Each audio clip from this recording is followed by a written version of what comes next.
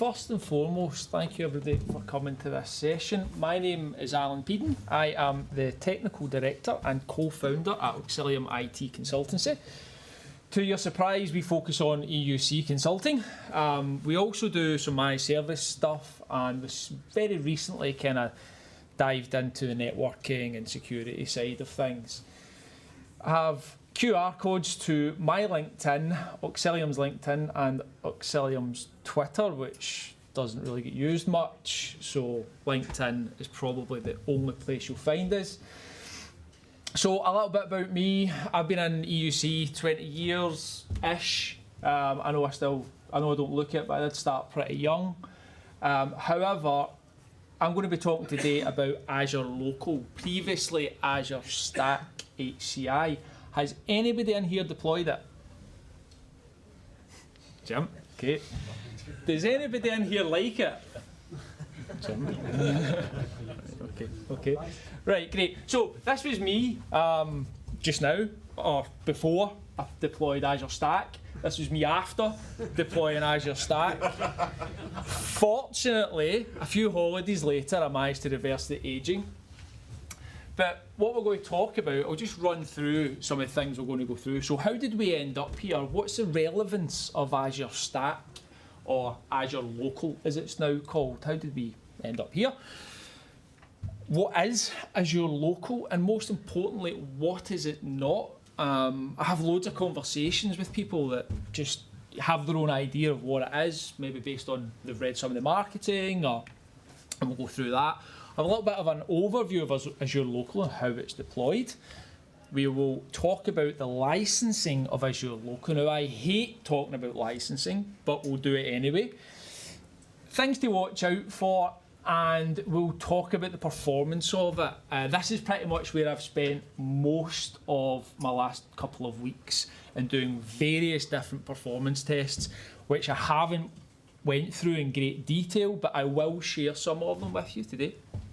I assume we have plenty of time to do that. So how did we end up here? I think this kind of speaks for itself. I think we do know that Citrix and VMware really did shake up end user compute. We know that Citrix now pretty much focus on their larger customers, and VMware sold off their EUC arm, and they've maybe hiked some prices on their vSphere platform. So customers are starting to, when it comes to renewal time, whether it's on-prem, they've got a decision to make. They stick with the renewal, they go down the Citrix platform model, fantastic. Or they do something different. Now, a timely intervention was Microsoft appeared with Azure Local with support for AVD on it. This effectively means you can run AVD on-prem, because if you use Azure Local, it comes with it. Great.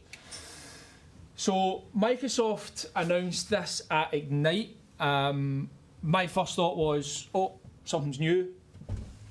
Nope, it's just been renamed. Great, it's just Azure Stack HCI. Panic over. Mr. Customer, we've got Azure HCI. Now we're deploying Azure Local. I could just send an email to say, see that Ignite announcement? Just let you know we've just deployed it for you. So what is Azure Local? Start with what it's not. It's not a cloud-native on-prem experience of Azure. That is Azure Stack Hub. Again, I've not got any experience of Azure Stack Hub, but if you read the marketing, that's what it is. It's not a way of having an offline deployment. Again, Azure Stack Hub more aligns to that. As I mentioned, the Azure Stack HCI was renamed to Azure Local. There is still an Azure Stack family of 2 products. I don't know if they'll shift into Azure Local. Jim might be able to tell you. I don't know. But whatever the marketing team decide. There is also, it's not an edge device for intense data processing. Having said that, it could technically be used as one, but Microsoft do have Azure Stack Edge, which is purposely designed hardware for that particular use case. And probably the most important one is the conversation that I'm having all the time. This is not an easy way to displace a 3-tier architecture due to expensive licensing costs. That is Hyper-V, Server 2012, SCVMM. Now, this is the conversation that keeps cropping up, because customers are looking at VMware and they're saying, right, okay, let's go to Azure Stack or Azure Local. not that easy. You still want to use your SAN. It doesn't support SAN connectivity. So forget it unless you want to re-architect a bit of your hardware estate. It ain't going to happen. Doesn't really make much sense to do it. Oh, it wasn't me. That's all right. I thought that was a schoolboy error there. So yeah, as I said, 3-tier architecture. It still can be done, but it comes with a lot of considerations that you'll see in the following slides. So let's talk about the kind of, oh yes, sorry, it's not free. See the amount of people that have suggested to me, yeah, but I've got AVD, so I can just, no, it doesn't work like that. It doesn't work like that. It is not free. So what is it? It's a convergence of storage, compute, networking. We heard Nutanix. It's effectively the same concepts. It's convergence of hardware. Most importantly, around the storage element of it, that's where the intelligence comes in. It's rather than having a SAN off to one side, it uses software to aggregate all the storage together and make it highly available.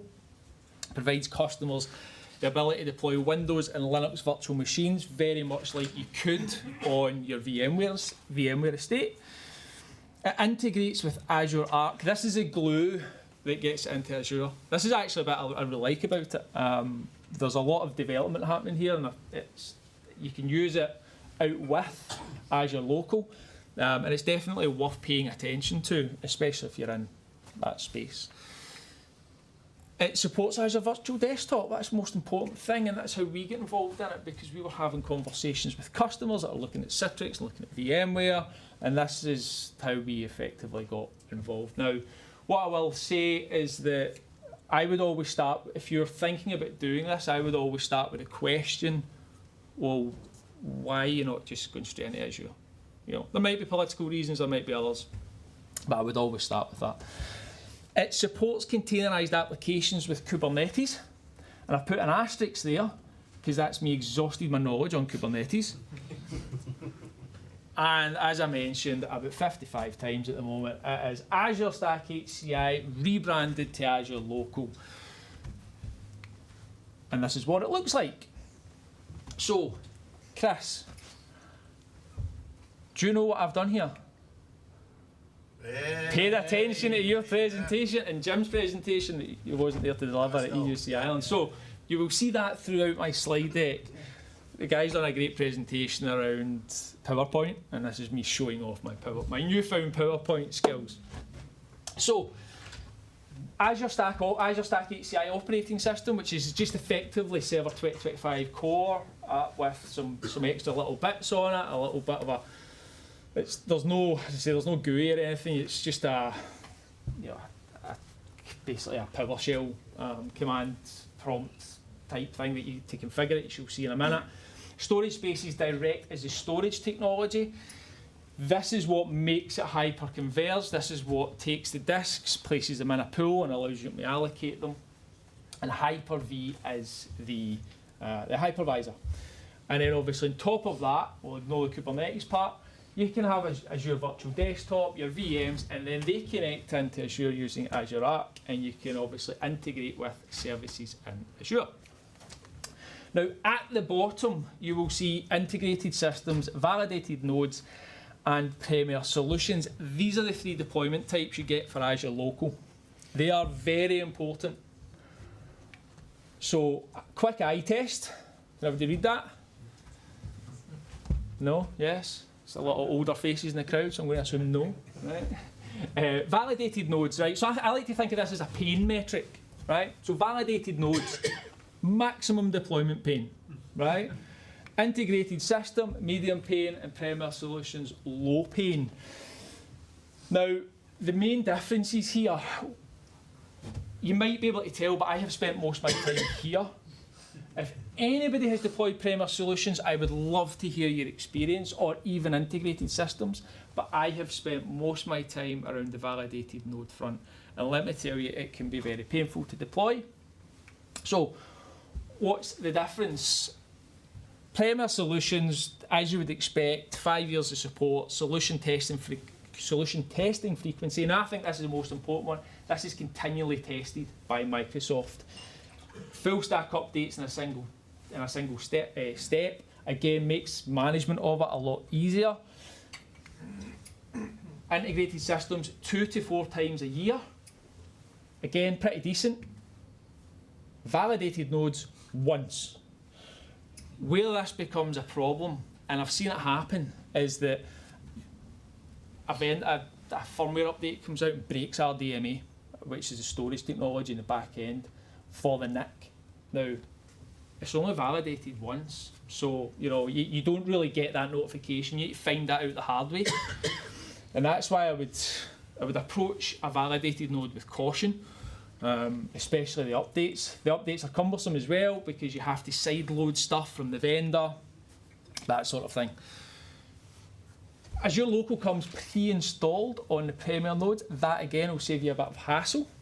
Available for purchase of multi-node solution, you would expect that anyway. Security enabled by default. I don't know why they mention this because you can enable these things by default as a deployment, as you will see.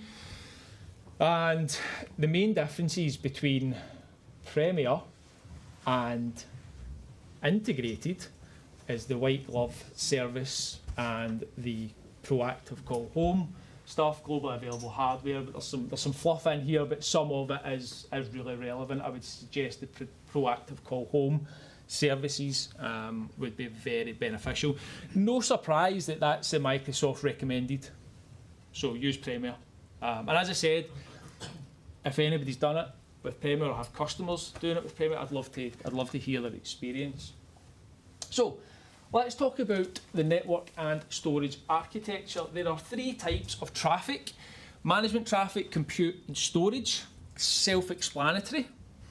When you configure it, you will get a choice of how you merge that together, and that will be very dependent on how many nodes you're deploying. If you get a top of rack switch, is it only 3 nodes? Are you interconnecting the nodes? You also have the option to do a custom configuration where you can change this about. Typically, despite where the icon is selected here, you would typically have your storage intent on a dedicated NIC, and then your management and compute intent on another dedicated NIC. Now, this is the deployment type.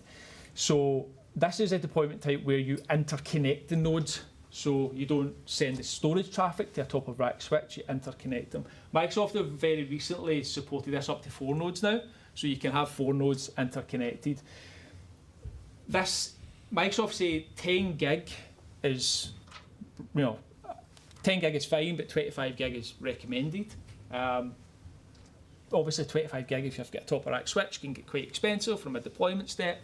So if you want to do 25 gig and you've only got a few nodes, that's definitely the cheaper option and the way to do it. Other 2 deployment methods on the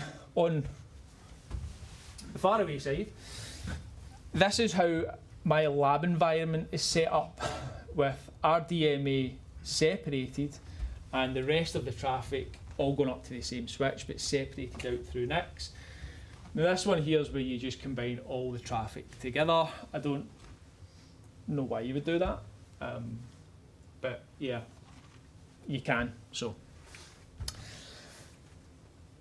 storage. Now, I came at this from having a Nutanix kind of background and done quite a lot of work in Nutanix, and storage was always something that you actually didn't really need to care about. But you absolutely care about it when you're deploying Azure Local. Now, you need to think about all the performance testing I've done here with a mirror. But again, depending on how many nodes, as you'll see at the bottom, you can use dual parity, mirror accelerated parity. And this is effectively just a more efficient way of copying out the volumes. I think it uses Erasure coding to copy out the data so that it's more efficient.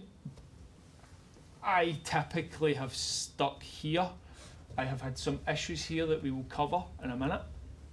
But for any testing, I have stuck with the mirror. But obviously, that has the biggest storage footprint. The way it works storage-wise, so let's say, for example, you have 3 nodes and you're using a mirrored volume, then one of the nodes will have the active volume and another 2 nodes will have it replicated. So, that one goes down, one of these comes up, and Microsoft manages how that happens. Now, how this compares to Nutanix, Nutanix achieve this very different, whereas Nutanix don't send, the VMs do not go over the storage fabric to get, access to their OS disk. They go through what's Nutanix terms as a CVM, which is a virtual machine running on every single node. So they term it data locality, and then they copy out the changes to another node. So it's very, very different. Now, I'm not really here to say what's better. Obviously, having a CVM is great, but it also comes at an overhead to the compute, and but it is very, very different, and it's worth being aware of.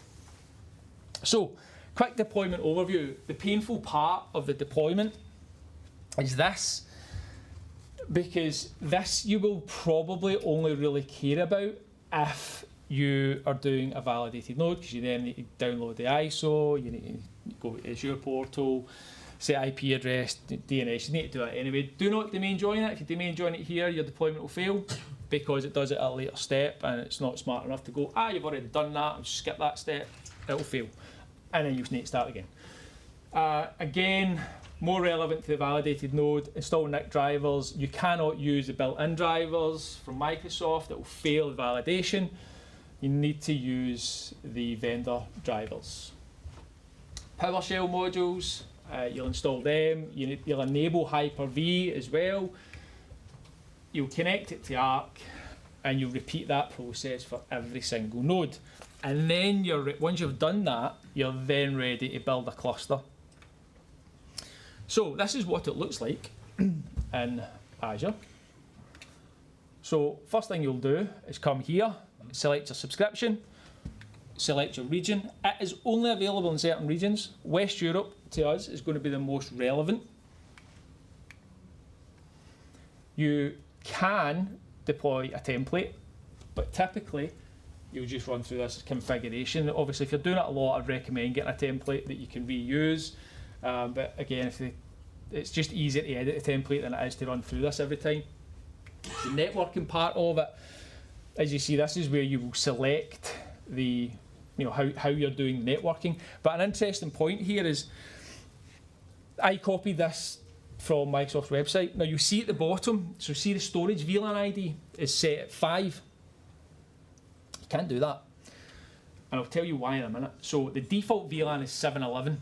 That's the default VLAN. You can specify a different VLAN, but only if you're using the template, because you then have to specify the IP range in the template. Otherwise, your deployment fails, and you go through the process and you get to that point. You see here, so in this instance, compute, and even in Microsoft's example, storage is on a different NIC, and then you reserve some IP addresses for cluster operations, some metadata VM, some other Windows clustering stuff that goes on that you need to reserve some IP addresses for. You go through the management point, give it the local admin access for each of the nodes, domain access for it to join the domain, as I spoke about earlier. And then security, and that's, when you seen that slide earlier, it was talking about recommended security settings. That's effectively what we're talking about. Some great things that get enabled by default. Microsoft do make a deal about this, that it's quite secure by default. For example, SMB encryption gets enabled. BitLocker for the OS volume. Good story about that. And then into advanced, you can create your volumes, or you can do it later. And then you hit the validation point. Now, I don't know about you, but validation to me means you're ready to. I've validated it. You're ready.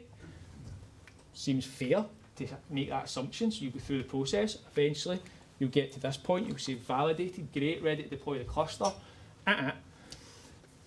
Now, that started at 12 o'clock and ended at 1:30. So you can imagine the joy when you see that. And this is purely down to the fact that I made the same mistake and changed the VLAN and tried, I can use my own VLAN. when you start looking at that error, it's because of that. So just be aware that if you want to make changes, consider using the template for deployment. So then you need to start that process again, and then you'll have a more successful deployment. You can see it takes about 3 hours, and you can see all the steps that it runs through to do that, and it will finalise. So marketing, we love the marketing because our job is to work out the difference between the reality and the marketing, or certainly my job is. Central management visibility, absolutely true. You know, that's what it says on the website, and it's true. Cloud-based operations, again, true, can't argue with it. But these are all your management consoles. You have a choice of 5, and you will find yourself in one of these consoles at any given time for any given task. Windows Admin Center is available in Azure, but it's in preview and it crashes a lot, and you'll do a task and it'll fail, and you'll jump to Cluster Manager, and then you'll try and launch the console, and then you need to install Hyper-V Manager to get the console up, and it's not much fun, right? So that's the reality of it. Now, licensing, as I mentioned, it's not my favourite subject, but we'll have a bash at it anyway. 60-day free trial, so there's no harm in installing it and trying it. Won't charge you anything. Model's quite simple, to be fair, as far as the hosts go. $10 per physical core per month, or if you have sufficient data centre licensing with active software assurance or subscription advantage, you can license it that way. The licensing entitlement may differ between the nodes as well, so just be aware of that. As I said, there's a caveat to it. This is a rough idea of what the licensing is. Do not go away and say, I listened to some guy and he said this is what the licensing is. It's a ballpark. This is the most important part if you're going to be using AVD, is there is a run cost for Azure Local. You will pay 1 cent per hour per running vCPU for Azure Arc management. Come on to that in a minute. Is it 1 cent or 0.01 pence? Sorry, 1 cent. Okay. So that's that. Yeah. Yeah. So yeah. Thanks for picking that up, because the folk in Glasgow that watched this last week, not one person mentioned that, and I put that in there on purpose. So well done, Nigel. You get a prize for that. I'm usually asleep by now. Yeah. It's because I'm shouting at you. So let's license our cluster as a validated node. So this is my test environment, right? So Gen 10 DL360s. And these are just 10 gig Aruba switches I kind of mentioned briefly. So 3 year, there would be 6 8-core Windows data center licensing would cost around over 3 years 23,000. That's just the standard retail pricing. Again, please don't use that as any sort of guide for how much it's going to cost. Microsoft licensing incredibly complicated. Some people will have great deals with enterprise license. So just this is what it would look like for us. Or £8 per core per month. Now you can see there's a big difference between these two numbers. The reason I highlight this is because it depends on the workload. So if you're deploying servers on the cluster, then actually this will probably work out cheaper. But if you're only deploying AVD on it, purely AVD, you actually might be best considering the core per month cost, because it's less. Again, I harp on about this and you'll see why in a minute. And there are other features that may incur additional costs. If you turn on Insight, for example, for extra telemetry, there may be additional costs in there that you need to be aware of. So the vCPU part, so let's break that down. Let's break down up to 5,000 users. Marketing's cost-effective migration. Can be, don't disagree with it, but if your eyes are open, this service should be managed like it's in the cloud, and this is very important, right? Don't treat it like an on-prem, especially if you're doing it at scale, because of that cost. So let's give you an example. If you're running multi-session host, 8 vCPU, 32 gig of RAM, 12 users per host, obviously there's a million ways you can cut that, but let's just use that as an example. Here's what your costs might look like if you just ignore the fact that these are running. You know, it's very important that you consider this, because when I first looked at it, I'm like, it's $5 or whatever it is, it's nothing. But then start adding up the hours, add up the days, all of a sudden it gets expensive, because we definitely know that, or certainly from my experience, that there's a lot of bad practices that came from on-prem and went into the cloud about running things, and the cloud got us thinking more about powering things down and managing costs better and all that sort of stuff, because we had to, because it's expensive. Be aware of that. Obviously, again, this is just an example. 1-to-1 VDI potentially be worse. Now, going back to my max pain, medium pain, if you come from Citrix or VMware's EUC Horizon, or sorry, Lisa as it is now, then you go AVD, it is painful, which is why you need Nerdio. So this is a wee plug for Nerdio. I don't think Neil's here, but this will help you manage it. It does support. So obviously, if you're using Nerdio in the cloud, you can use it to manage this as well. And obviously, you can manage costs. You can do it without Nerdio, of course, but there's a bit more that goes into it. More marketing. So this is my favourite. Increase resilience and uptime with high availability and robust software-defined storage. Okay. Optimise storage. This is a Microsoft article, and I snipped this yesterday or today, or whenever it was yesterday. Optimise storage. So if you go and look at the documentation, optimise storage with refs deduplication and compression in Azure Local. What this should really read is OR. I'll show you why in a second. So this is an example of a 2 terabyte volume. You can see my skills that Jim and Chris kindly lent me. The compression and deduplication, pretty good, you know, on that volume, pretty decent. Until, latency. 6.5 hours of latency on that volume. Most impressive stat I've ever seen in write latency in my career. 6.5 hours. That even tests my patience. We found a bug. So, you cannot enable dedupe and compression together in Azure Local. It's a known bug, because it will result in a deadlock. Now, this is an email from Microsoft support, and my favourite comment in this email is all the steps, you know, right, okay, we need to disable it. The only issue is there's not enough free space to do it.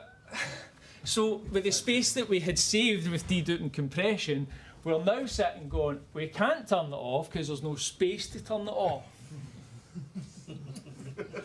Thanks for that. Yeah, so add more or think of something. Fortunately, we were able to sort it, but these are just the things that trip you up. So, a couple of things to take away. Back up the BitLocker keys. As I mentioned during that, as we talked about the security features, see if you don't back up your BitLocker keys, your colleague will send you a message like this on Teams.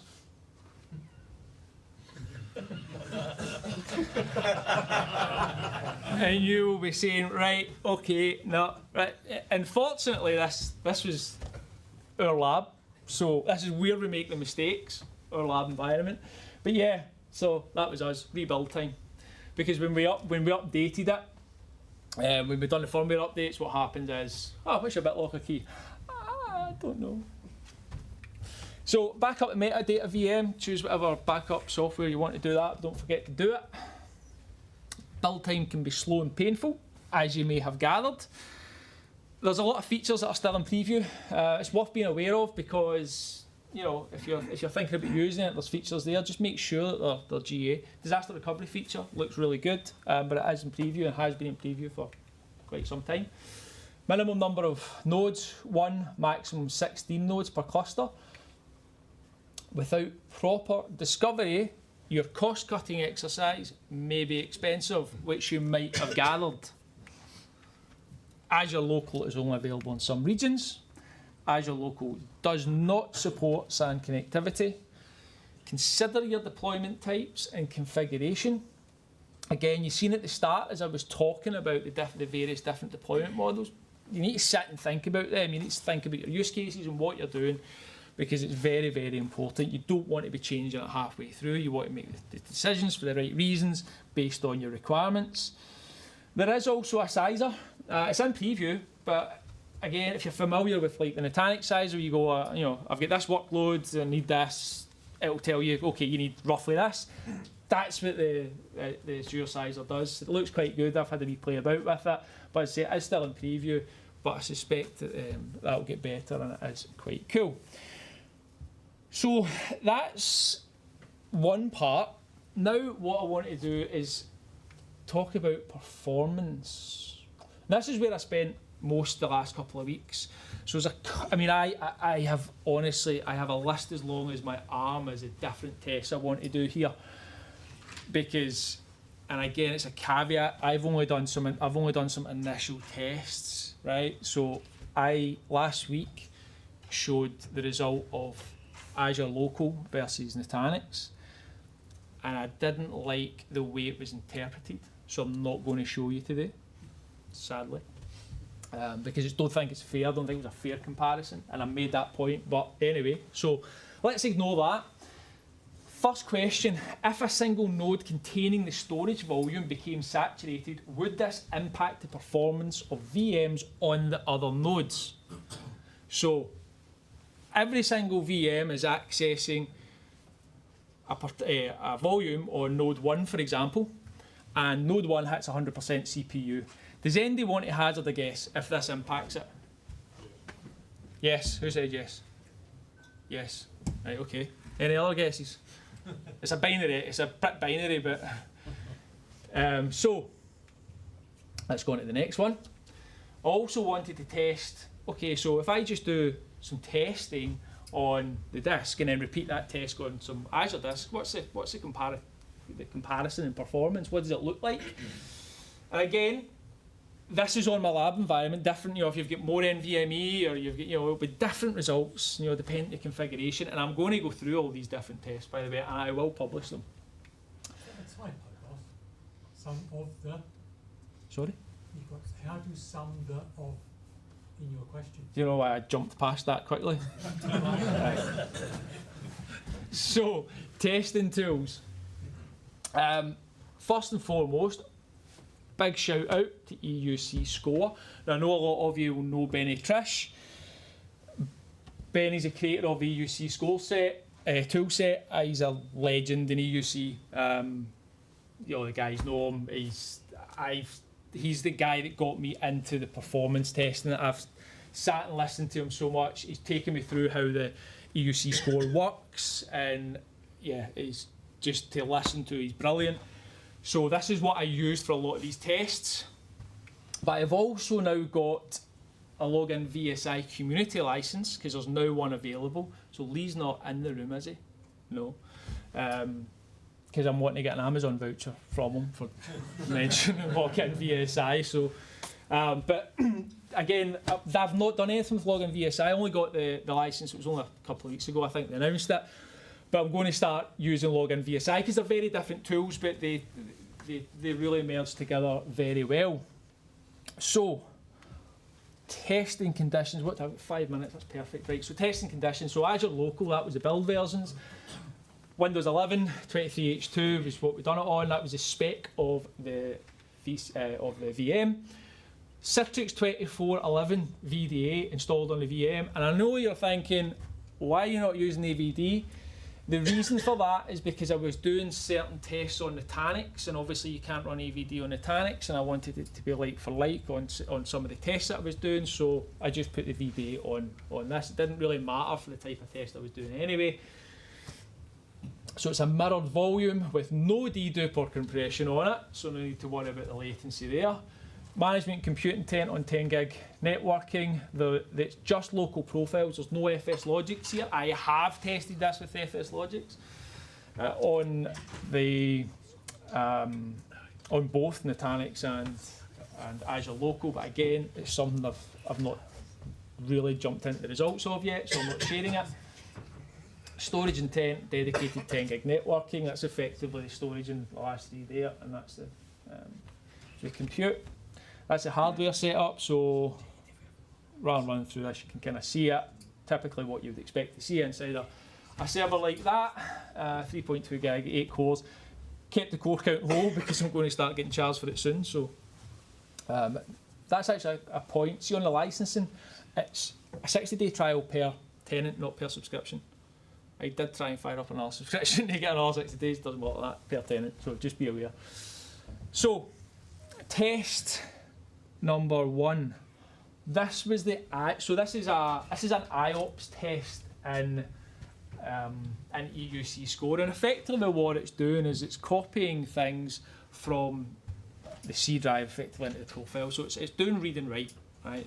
It's moving files about and it's testing the read and write operations. And you can see it just runs through in a loop. And I put this in a 5-minute test. You can extend that out. But this was a very kind of straightforward test just to get some information out of it. And I got a result of 1.72. Now what that is, right, is every single test it does, it counts it in milliseconds and then averages out in milliseconds. Now that is really quick for what, that output is really quick. I was well impressed at that. And then I thought, right, but surely once I saturate the node, it'll break. I also done it in the user profile test as well. This is focused on write. So what this is doing is creating files, 15,000 lines, and writing directly. So it's focused on the write operations. Score's okay. And then I've done this to the host, which was holding. So the VM's on a different node. The host with the storage volume is at 100% utilisation. And much to my surprise, that was the score. That's cool. I don't care what anybody tells me. That was really impressive because this node's falling. But that speaks to RDMA. That speaks to the efficiencies of RDMA. And Microsoft do say that. Microsoft say that RDMA is really good for that. Proofs in the pudding. Also done the same test. You see user profile large score. Same again. Really, really impressed with it. Then I'm like, right, okay. What other test can I do?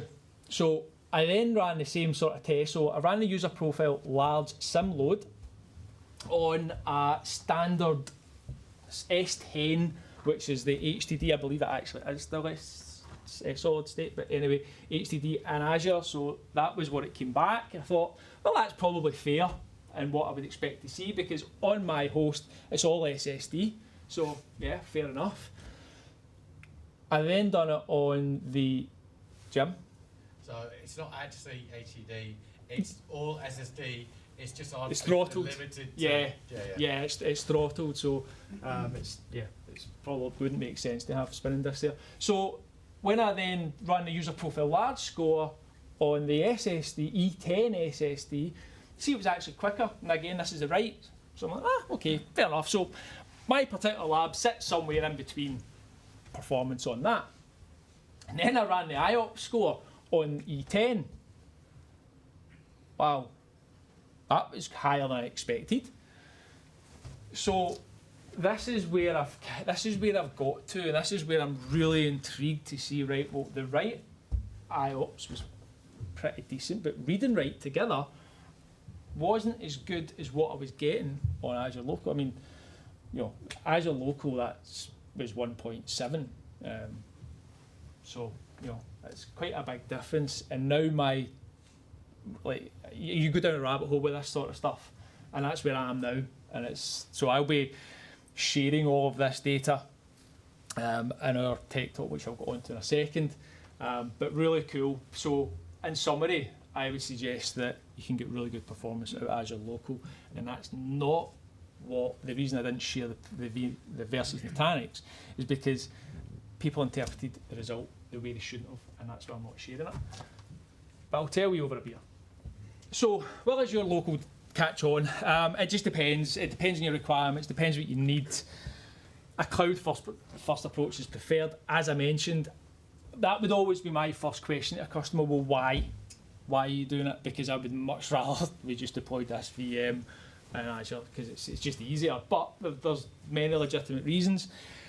And last but not least, I need to get this off my chest. I quite like Azure Local. I really do. I think it's one of these things. It's like you spend so much time in something and you hate it, and then you think, oh, that's great, and then you hate it again. So you eventually get to that point where you like it. So now that I'm 1 minute over my time, this is our, so it's not our kind of corporate website, if you want to call it that. This is just where we're going to post all this sort of stuff. You know, we've got things like the how to create a scale out files server on Azure Local for FS Logic's profiles. Brilliant, done in a couple of clicks, really good. They've got, you know, the deployment of Azure Stack HCI, and again, this lends itself to the nodes that we talked about, the validated nodes. So that's where I'll be sharing stuff. Obviously, that will then be linked back to my LinkedIn as well. And I don't have any time for questions, but any questions? Any questions? Yeah. Sean? Sure. Are we allowed to have this deck? Is that going to get copied out? All the recordings are done, aren't they? Yeah, I'll just need the slides because I don't use the slides. Yeah, you're welcome to have this. I'll take my name off it, but any other? You probably mentioned it, but there's no hardware required. It's not locked down to any specific hardware to have No. Azure Local. No. So when you go through the validated nodes, like you can have HP, Dell, Lenovo. Certain vendors are doing better than others on the Premier side of things. So if you want the Premier nodes, I think Lenovo and Dell have got a head start on that, and they're doing a lot of good work. But there's various different vendors that you can use. Any gotchas for GPU workloads? I don't know, but that is on my test list. Yes, because that is a good use case for it, I think, as well. Sorry, one more. Yeah. The storage testing, was it local to the node, the storage, or was it separate on the... So separate. So that's actually that's another test that I done, right? Where I done a storage and IOPS test where the volume was on the same VM, Yeah. and I moved it. No difference. No difference. So it's pulled anyway, and if you've got RDMA on your NICs, then you've got enough throughput. So. Yeah. And when Microsoft say the 10 gig or 25 gig, for me, like I'm going to test the 25 gig part, but that's more of just what throughput are you using. Obviously, if you're up to 9, 10 gig, you're going to start, then you want 25. So I think it's not a case of 25 won't make life better if you're only using 2. Sorry. No. Yeah, because I'm wondering if it's basically Hyper-V core, let's say, how is it different? Like Azure Local is based on Hyper-V. How is it different to just having Hyper-V on bare metal and then Two things: storage space direct, Okay. and it supports AVD. Yes, supportability. I'm thinking storage and testing and performance testing wise.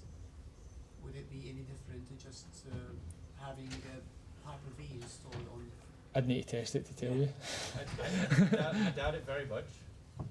So you could do that same setup without any connection to Azure. Yeah. You'd lose all of the benefits. Yeah, definitely. Yeah.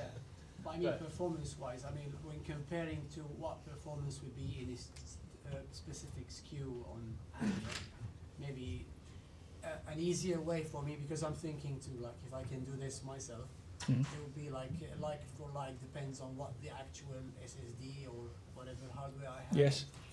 I totally depend on hardware. We've got, if you put more NVMe in it, it'd be quicker. I think the rest of this needs to go over a beer, I think, Yes, agreed. Right. Thank you everybody for listening to me.